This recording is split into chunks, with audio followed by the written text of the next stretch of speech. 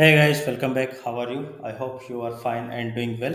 In this lecture, we will discuss about the database query performance with the Pluck, and we will see that how we can improve that using select query.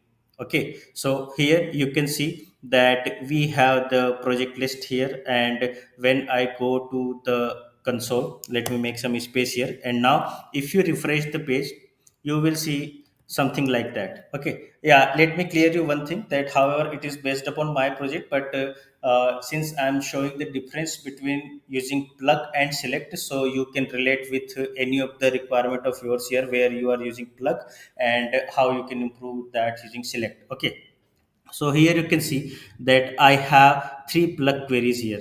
Okay, and why these three plug queries? Because I set some variables like that. So total number of tasks what I'm doing, all time logs dot plug task id, and then plug time in hours, and then all time logs dot plug log date. Okay, so this is making three database queries whenever I make plug on this query. Okay, so this is not the best way to do that, because if your, let's consider that your database is very large, okay, for the timesheets. Okay, and then if you want to perform these plug queries, then you might result in performance degradation, and you will see some performance issue, and it is not an efficient solution as well. Okay, but how we can do that it then, I mean, how we can avoid these extra plug queries from the database. Okay, so what we can do here, let's first make some space on the terminal. Okay, so what we can do here, that we can use the select here. Okay, select means that we can do it something like that. For example, let me make some spaces.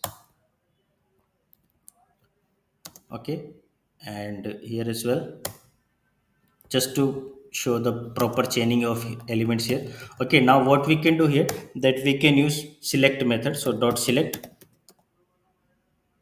and why we use select, that select method is used to select specific attributes that we want to result in the query. Okay, so what we can do, that we can use task id here. Okay, and then this time in hours,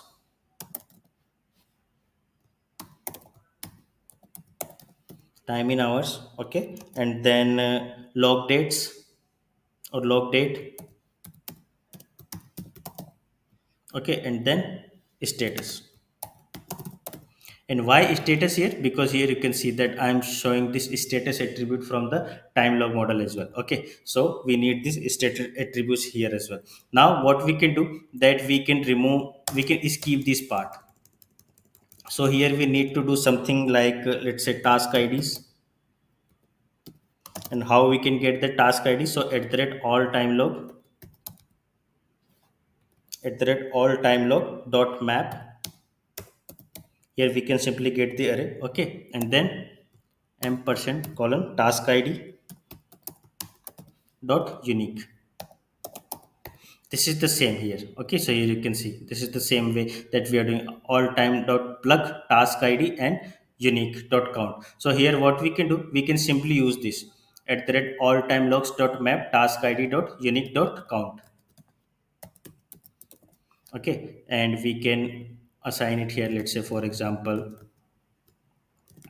total number of tasks. So we can use this variable here. We don't need the task IDs here now.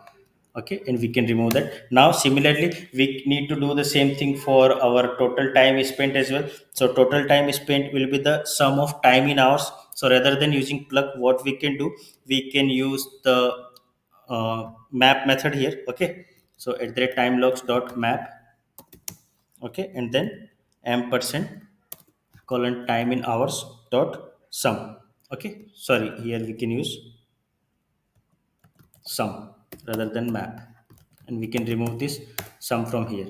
And now we can use the same thing into the total time spent value in the hash. So just copy it from here and paste it here. Okay, and similarly we can do the same thing for log date as well. Okay, and what we can do here, the all time log dot map, and here ampersand log date dot unique. Okay, this is fine. So just copy this and paste it here. Okay, and now you can remove all these variables. Okay, just save it, and now we need to go to the browser. If you refresh the browser, you will still see the same data, and if you go to the other tab, you will still see the same data. Okay, but if you go to the console, here you can see that we are not using the plug queries here, and we are not running those what say left outer join that we were running here initially. So here you can see, okay, time log.plug for the task id, time log.plug for time in hours, and time log.plug for log date. Okay, now it's the better way to use such queries here. Okay, so we are just using one query to load all the time logs, time in hours, and log date. Okay, so this is the difference, and this is the performance improvement that we can achieve by using select method over plug to choose the specific attribute from the database. Okay, so this solution is more better and it is more efficient. So whenever you have